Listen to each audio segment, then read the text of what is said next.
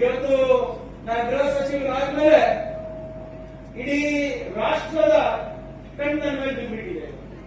ಒಂದು ಸರಳವಾದಂತಹ ಪ್ರಶ್ನೆ ಕೇಳಿದೆ ಅಷ್ಟೇ, ಸರಳವಾದಂತಹ ಪ್ರಶ್ನೆ.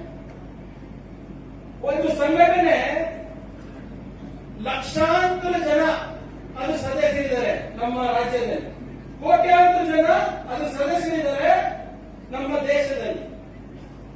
ಅವರ ರಿಪೋರ್ಟ್ ಪ್ರಕಾರ ಪ್ರತಿದಿನ 20 ಲಕ್ಷ ಬೀದಿಗಿಳಿತಾರಂತೆ ನಮ್ಮ ರಾಜ್ಯದಲ್ಲಿ. ನನ್ನ ರಿಪೋರ್ಟ್ ಅಲ್ಲ, ಅದು ಅವ್ರ ರಿಪೋರ್ಟ್. ಪ್ರಧಾನಮಂತ್ರಿ ಅವರು ಕೆಂಪುಕೋಟೆನಲ್ಲಿ ಇದ್ದು ಅವರಿಗೆ ನಮಸ್ಕಾರ ಅಭಿನಂದನೆ ಮಾಡಿ, ಅದು ವಿಶ್ವದ ಅತ್ಯಂತ ದೊಡ್ಡ NGO, ಅವ್ರು ಮಾಡಿದಂತ ಕೆಲಸಗಳು ಬೇರೆ ಯಾರು ಮಾಡ್ಲಿಕ್ಕಾಗಲ್ಲ ಅಂತ ದೊಡ್ಡ ಸಂಸ್ಥೆ RSS ಅಂತ ಅವರು ನಮನ ಮಾಡ್ತಾರೆ, ಅಭಿನಂದನೆ ಸಲ್ಲಿಸ್ತಾರೆ. ನಾನು ಗೃಹ ಸಚಿವರಾದ್ಮೇಲೆ ನಾನು ಕೇಳಿದೆ, ಅವ್ರ ರಿಪೋರ್ಟ್ ತರಿಸಿದೆ, ಏನಿದೆ ಅಪ್ಪ ಅಂತ. ಇದಕ್ಕೆ 4200 ಕಡೆ ಅವರು ದಿನ ಬೆಳಿಗ್ಗೆ ಭೇಟಿಯಾಗ್ತಾರೆ.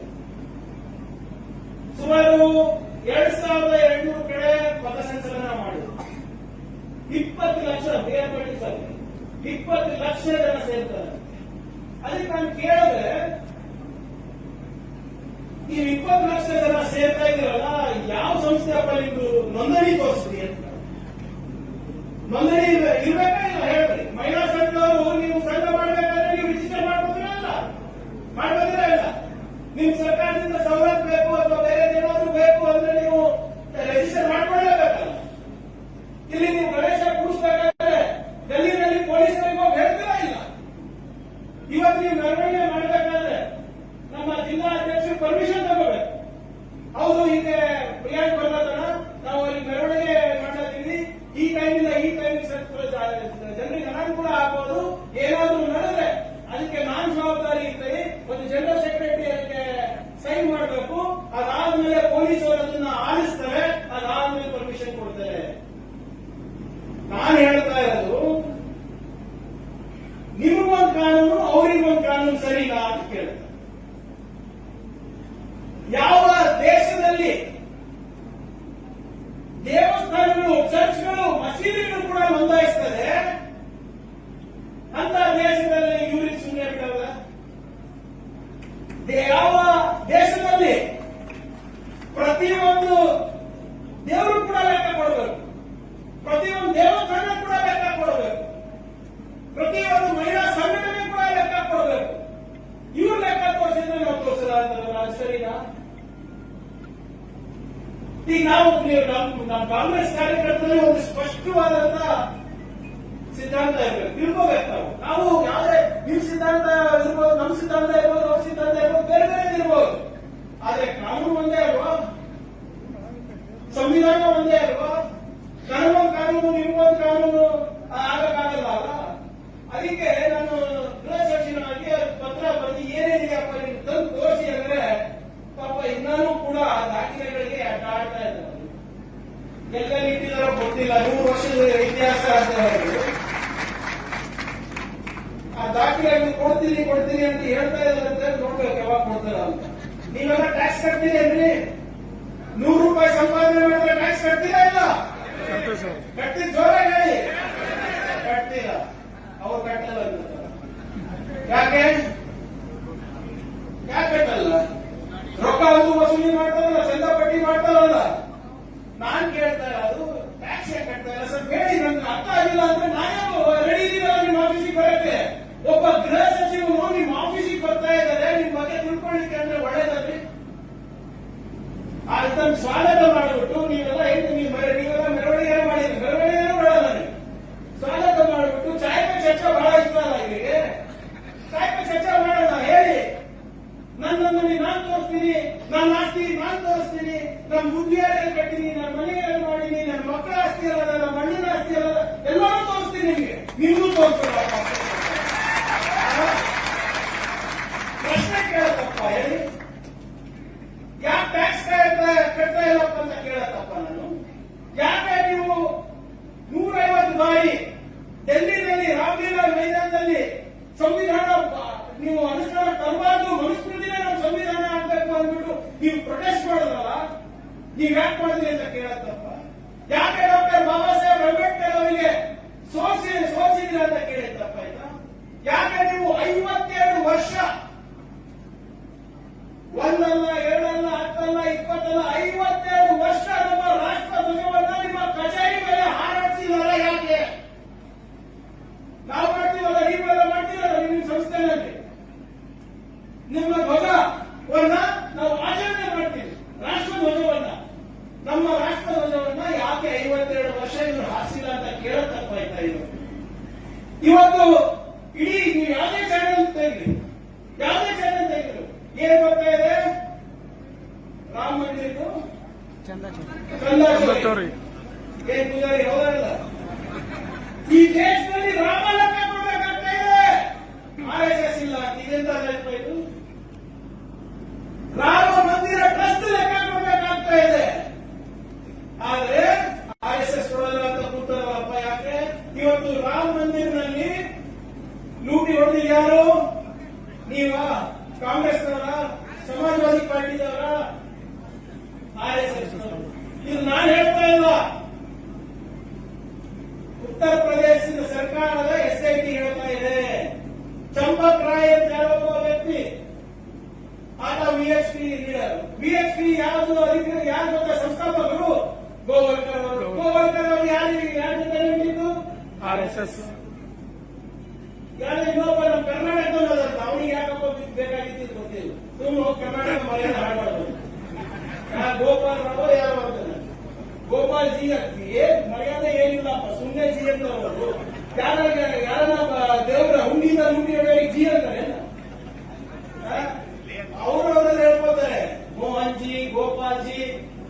ಏನಾದ್ರು ಒಂದು ಒಳ್ಳೆ ಕೆಲಸ ಮಾಡಿದ್ದಾರೆ, ಸಮಾಜಕ್ಕೆ ಒಳ್ಳೆಯದಾಗಿದ್ದು ಮಾಡೋದು ಹೇಳಿದ್ದಾರೆ. ಇದೇ ಗೋಪಾಲ್ ಜಿ ಅವರು ಚಂದಾಚೋರಿ ಮಾಡಿದಾರಲ್ಲ, ಅವ್ರು ಯಾವ್ದು ಯಾವ ಸಂಸ್ಥೆದವರು? ಇನ್ನೊಬ್ಬರು ಅಮಿತ್ ಮಿಶ್ರಾ ಯಾರೋ ಇದೆ, ಅವರು RSS. ಇವತ್ತು ಕೋಟ್ಯಾಂತರ ರೂಪಾಯಿ ಇವತ್ತು ಗಾಯಕವಾಗಿದೆಯಲ್ಲ, ಸಾವಿರಾರು ಕೋಟಿ ರೂಪಾಯಿ ಹೋಗಿದೆಯಲ್ಲ, ಯಾರು ಜವಾಬ್ದಾರಿ ಇದಕ್ಕೆ? ಈಗ ಮೋದಿಯವರು ಮನ್ ಕಿ ಬಾತ್ ಯಾರು ಕೇಳ್ತಾನೆ ಇಲ್ಲ. ಮೋದಿಯವರು ಮೌನ ವಹಿಸಿದ್ದಾರೆ. ಏನು ಅದು ಕೋರ್ಟ್ ಆರ್ಡರ್ ಬಂದ್ಮೇಲೆ ಎಲ್ಲ ಕಡೆ ಅವರು ಸನ್ಮಾನ ಮಾಡಿಸ್ಕೊಂಡಿದ್ದು. ಪ್ರಾಣ ಪ್ರತಿಷ್ಠಾಪನೆಗೆ ಹೋಗಿದ್ದವ್ರು, ಅಡಿಗೆ ಮಾಡಿದ್ದವ್ರು, ಧ್ವಜ ಹಾರಿಸಕ್ಕೆ ಹೋಗಿದ್ದವ್ರು, ಪೂಜೆ ಮಾಡಿದ್ದವ್ರು.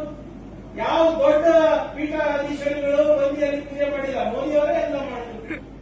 ಮತ್ತೆ ನಿಮ್ಗೆ ರಾಮ ಮಂದಿರ ಕೋರ್ಟ್ ಆರ್ಡರ್ ಬಂದಾಗ ಮೋದಿ ಕಿ ಜೈ, ಅದ್ರ ಅನುಷ್ಠ ಏನೋ ಅದನ್ನ ಅಡಿಗಲ್ ಹಾಕ್ಬೇಕಾದ್ರೆ ಮೋದಿ ಕಿ ಜೈ, ಪ್ರಾಣ ಪ್ರತಿಷ್ಠಾಪನೆ ಆಗ್ಬೇಕಾದ್ರೆ ಮೋದಿ ಕಿ ಜೈ, ಉದ್ಘಾಟನೆ ಆಗ್ಬೇಕಾಗಿದ್ದಾಗ ಮೋದಿ ಕಿ ಜೈ, ನೀವು ಧ್ವಜ ಹಾರಿಸಬೇಕಾದಾಗ ಮೋದಿ ಕಿ ಜೈ, ಚಂದ್ರಕೋರಿ ಆದಾಗ ಮೋದಿ ಕಿ ಜೈ. ಎಲ್ಲಕ್ಕೂ ಕ್ರೆಡಿಟ್ ಬೇಕು ನಿಮ್ಗೆ. ಇದಕ್ಕೂ ಕ್ರೆಡಿಟ್ ತಗೊಳ್ಳಿ ಸ್ವಾಮಿ, ಇದಕ್ಕೂ ಕ್ರೆಡಿಟ್ ತಗೊಳ್ಳಿ. ಎಲ್ಲಕ್ಕೂ ನೀವೇ ಮಾಡಿದ್ದೀರಿ, ನಾನೇ ಮಾಡಿದ್ದೀನಿ ಅಂದಲ್ಲ. ಪಾಪ ನಮ್ಮ ರಾಷ್ಟ್ರಪತಿಗೂ ಕರೆಸಿಲ್ಲ, ಯಾರಿಗೂ ಕರೆಸಿಲ್ಲ, ಇವರೇ ಎಲ್ಲಕ್ಕೂ. ಈಗ ಚಂದ್ರಕೋಟಿ ಆಗಿದೆ ಅಂತ ಗೊತ್ತಾದ ತಕ್ಷಣ ದಕ್ಷಿಣ ಕೂತಾರಲ್ಲ. ನೀನು ಪಾಪ RSS ಅವ್ರು ಮಾತಾಡಿದ್ರು, ಇದಕ್ಕೆ ತನಿಖೆ ಆಗ್ಬೇಕು, ಅದಕ್ಕೆ ಆಗ್ಬೇಕು, ಇದು ಆಗ್ಬೇಕು ಅಂತ.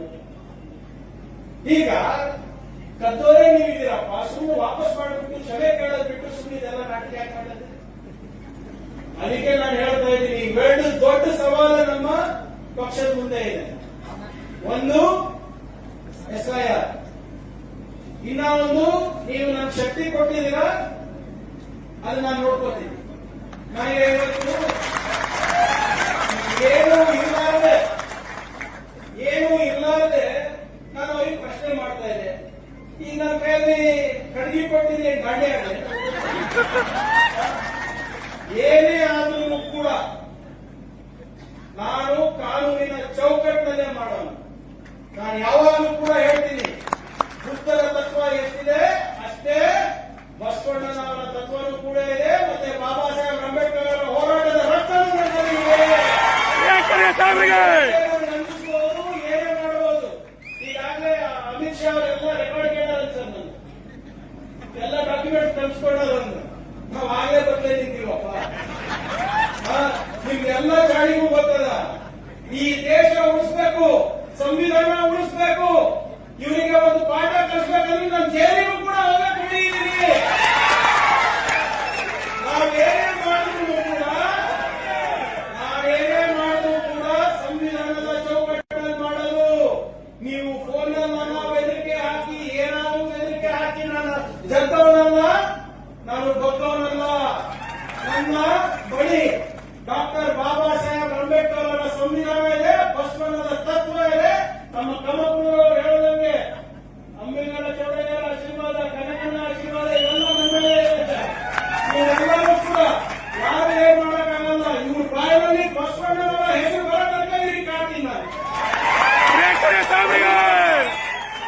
ಎಲ್ಲಿ ತನಕ ಇವ್ರ ಬಾಯಲ್ಲಿ ಬಸವಣ್ಣ ಬರೋದಿಲ್ಲ, ಬುದ್ಧ ಬರೋದಿಲ್ಲ, ಬಾಬಾ ಸಾಹೇಬ್ ಅಂಬೇಡ್ಕರ್ ಬರೋದಿಲ್ಲ, ಎಲ್ಲಿ ತನಕ ಇವು ಕಾನೂನಿನ ಚೌಕಟ್ಟಿನಲ್ಲಿ ಕೆಲಸ ಮಾಡಲ್ಲ, ಅಲ್ಲಿ ತನಕ ನನ್ನ ಶ್ರಮ ಇರುತ್ತೆ ನಿಮ್ಮ ಆಶೀರ್ವಾದದಿಂದ. ಹೆಸರು ಮಾಡಲಿಕ್ಕೆ ಹೋಗೋದಿಲ್ಲ. ದಯವಿಟ್ಟು ಈಗ ಗೊತ್ತದಪ್ಪ, ರಾಮ ಜನ್ಮಭೂಮಿನೂ ರಿಜಿಸ್ಟರ್ಡ್ ಅಲ್ಲ ಅಂತ ಈಗ ಹೇಳೋದು. ಅದಕ್ಕೆ ಅವರ trust and RSS cannot be trusted.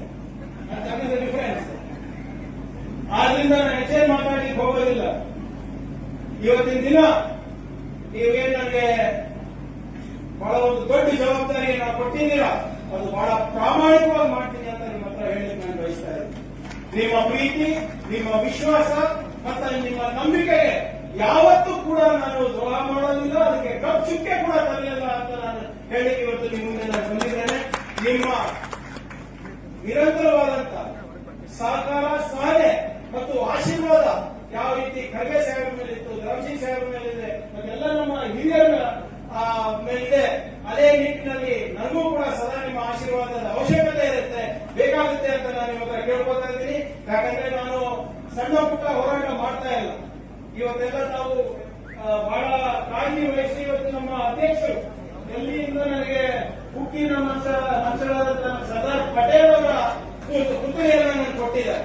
ಅವರು ಹೋಮ್ ಮಿನಿಸ್ಟರ್ ಇದ್ರು, RSS ಪ್ರಶ್ನೆ ಮಾಡಿದ್ರು, ನೀವು ಹೋಮ್ ಮಿನಿಸ್ಟರ್ ಇದೆಯಾ, ನೀವು ಕೂಡ ಸಂವಿಧಾನವನ್ನ ಕಾಪಾಡ್ತೀಯ ಅಂತ ನಿಟ್ಟಿನಲ್ಲಿ ಇವತ್ತು ನಮ್ಮ ವರಿಷ್ಠರು ನನಗೆ ಒಂದು ಆಶೀರ್ವಾದ ಮಾಡಿದ್ರೆ, ನಿಮ್ಮ ಆಶೀರ್ವಾದ ಇರೋ ತನಕ ಯಾವ ಮೋದಿ ಸರ್ಕಾರ ಕೂಡ ಒಂದು ಏನು ನನಗೆ ಮಾಡಲಿಕ್ಕಾಗಲ್ಲ.